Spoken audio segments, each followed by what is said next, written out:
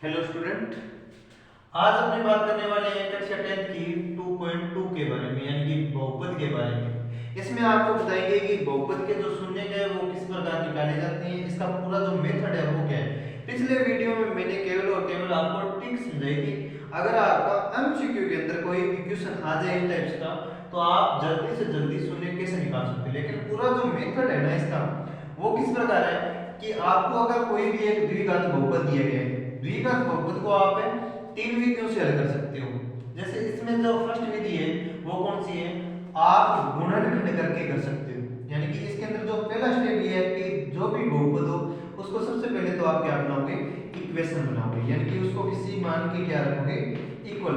जैसे कि इक्वल में क्या लगा दिया मैंने, जीरो। ये क्या बन गई, एक द्विघात समीकरण।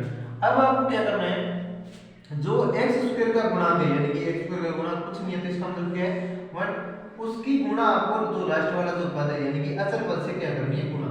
और जब आप गुणा करोगे -8 की गुणा करोगे किससे, 1 से, तो आप आंसर आएगा -8। और x का जो गुणांक है वो कितना आ रहा है, -2। तो कहने का मतलब आपको दो नंबर ऐसे सोचने हैं जिनकी गुणा करो तो -8 बनना चाहिए और जोड़ो तो माइनस का क्या बनना चाहिए, 2 बनना चाहिए। अब ऐसी संख्या सोचो जिनकी गुणा करने पर 8, यानी कि 4 और 2 होते हैं। जब आप 4 की गुणा 2 से करते हो 8 आता है कि नहीं आता। लेकिन इन दोनों में अपने को -2 बचाना है। तो जो बड़ी संख्या है वो किसकी होगी, माइनस की, और छोटी संख्या होगी वो किसकी, प्लस की। तो हमारे पास दो जो टुकड़े हैं इसके जो फैक्टर है वो मिल गए, एक तो होगा -4 और एक होगा +2। तो देखिएगा x की स्क्वायर माइनस का 4x और प्लस का कितना हो गया 2x, और माइनस में कितने हैं 8, इक्वल टू में कितना हो गया 0। अब आपको क्या करना है, इन दोनों में से कॉमन देखना क्या है। इन दोनों में कॉमन आ रहा है केवल और केवल x। जब 1x बाहर आ गया तो 1x इसके अंदर बच गया, यहां से x बाहर आ गया तो क्या बच गया -4। अब आपको इन दोनों में ऐसा कॉमन लेना है कि जो इसके अंदर बचा है वही इनके अंदर बचना चाहिए, यानी कि x - 4। तो इसमें ना आप कॉमन को मत देखो, सिर्फ इतना ध्यान दो कि x की गुणा किससे करें कि प्लस का 2x बन जाए। देख लो कभी किस किस की x आ रहा है, 2 नहीं आना, तो यानी कि 2 से ही, और वो भी किसका चाहिए, प्लस का। तो 2 क्या हो गया, कॉमन हो गया। अब देखो इन दोनों में ये जो दो पद है इन दोनों में कॉमन क्या है, x - 4। जब आप x - 4 अब कॉमन हो गए तो यहाँ तो बच गया x और यहाँ पे बच गया प्लस का 2 बराबर में 0। अब दोनों को अलग अलग हल कर लो।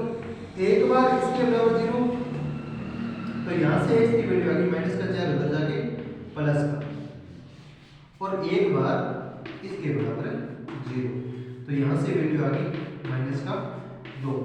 अब ये जो शून्य है ये अपने सही है या फिर नहीं, तो इसकी एक जांच होती है जिसके थ्रू आप बता सकते हो, पता लगा सकते हो कि जो भी अपनों ने शून्य निकाले हैं वो सही है या फिर गलत। तो फर्स्ट जो है उसको तो मैं अल्फा के बराबर मान रहा हूँ, और जो दूसरा शून्य है वो बीटा के बराबर। अब जो इनकी जांच करने का जो फर्स्ट मेथड वो क्या होती है, इनकी योग। यानी कि जो भी आपने शून्य निकाले हैं, शून्यकों का योग, ये जो संबंध होता है ना, ये शून्यकों और द्विघात बहुपदी है उसके गुणांकों के बीच में होता है। यानी कि जो आपने शून्य के निकाले तो गुणांक ज्ञात करने के लिए आपको व्यापक रूप आना चाहिए। ax² प्लस में bx प्लस में क्या होता है c। आप इस व्यापक रूप की इस जो दिए गए बहुपद है उसकी आप तुलना करोगे तो यहां से आपके पास a की वैल्यू कितनी आ जाएगी, यानी कि x² का गुणांक 1, और b होता है x का गुणांक, और b का मान कितना आ गया -2, और जो c होता है जो अचर पद होता है, यानी कि माइनस का कितने है 8। a b c के मान आ गए आपके पास तीनों। अब शून्यकों का जो योग होता है वो किसके बराबर होता है, माइनस के अंदर b और बटा में a, और जो b होता है अभी अभी समझाया था कि b क्या होता है x का गुणांक, और a क्या होता है x² का गुणांक, यानी कि इनके गुणा वाला अंक। शून्य कौन से निकाले आपने, एक तो अल्फा और दूसरा बीटा।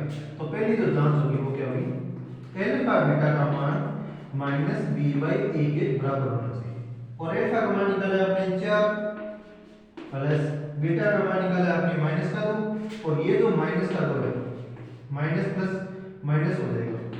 एक बार इसको लो माइनस, ये तो फॉर्मूले का माइनस है, अब बी की वैल्यू भी किस में है माइनस में है, तो ये भी माइनस का 2 बटा में ए का मान है 1, यहाँ पे प्लस माइनस माइनस हो जाएगा, 4 माइनस में 2 बराबर माइनस माइनस प्लस का 2, और 4 में से 2 गया 2, तो हमारा आंसर क्या आ गया 2 बराबर में 2, यानी कि शून्यकों का जो योग है ना वो इस गुणांकों के संबंध के क्या होगा बिल्कुल बराबर। और जो दूसरी जो इसकी जांच है वो योग की नहीं है गुणनफल की है, यानी कि शून्यकों का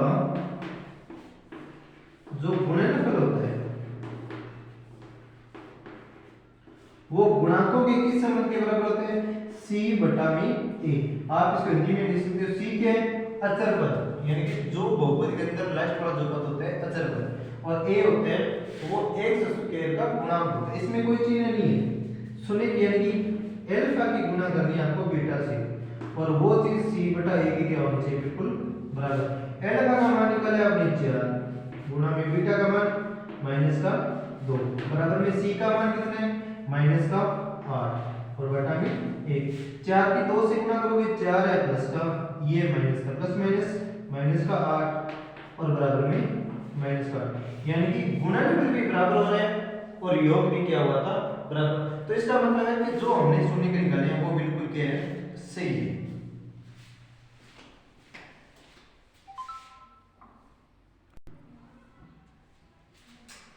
इसके अंदर जो दूसरा क्वेश्चन है यानी कि पहले का दूसरा क्वेश्चन उसमें दे रखा है 4s² माइनस के अंदर 4s और प्लस के अंदर क्या है 1।